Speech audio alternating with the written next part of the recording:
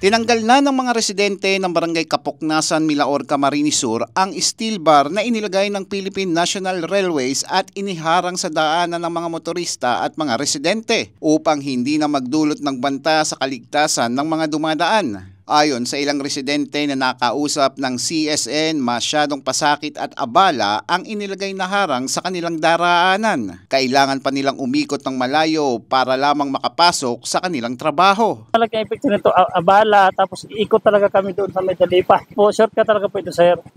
Papunta kami ng Naga o Pili, dito talaga malapit. Abala po siya minsan po pag ang mga motor po din nakaagi dyan, ning hassle po sa transportation para sa mo. Ayon kay Punong Barangay Wenny Guerrero ng Kapoknasan, mahalaga na mabuksan ang ipinasara ng PNR dahil ito ang mabilis na daanan nila para makarating sa kanilang paroroonan. Aniya, noong ipinasara ang daan ay dumaan sa gitna ng riles ang mga motorista na mas delikado at tila nakikipagpatentero sa tren ng PNR. Kasi nga sir, wala talagang madaanan yung yung mga naninirahan dito. Yun ang pinaka mabilis na madaling daanan talaga ng mga tao rito.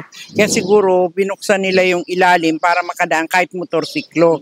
Kasi kung hindi sir, dumadaan sila sa gitna ng riles, mas delikado. Sa pahayag ng PNR, mahigpit na ipinagbabawal ang pagtanggal ng naturang steel barricade. Nagsisilbi umano itong safety measure hindi lang sa mga residente maging sa mismong tren at pasahero ng PNR. Araw-araw din umanong nagsasagawa ng inspeksyon ang PNR sa lugar upang matiyak na hindi na muling mabubuksan ang isinarang hindi autorisadong crossing. Nanawagan si Punong Barangay Guerrero sa PNR na matulungan sana sila sa paghahanap ng solusyon upang mapadali ang pagpasok ng mga residente niya at maiwasan ang pahirap na dulot ng pagsasara ng daan. Apila namin sa PNR na sana nga mapayagan kami na mabuksan yung Kasi yung mga tao talagang pilit na dyan dumaraan. Yun nga sabi ko sir, sa ibabaw ng riles sila dumaraan. Minsan nga, may muntik-muntikan ng mahagip ng tren dyan eh. Eli Balbin, CSN.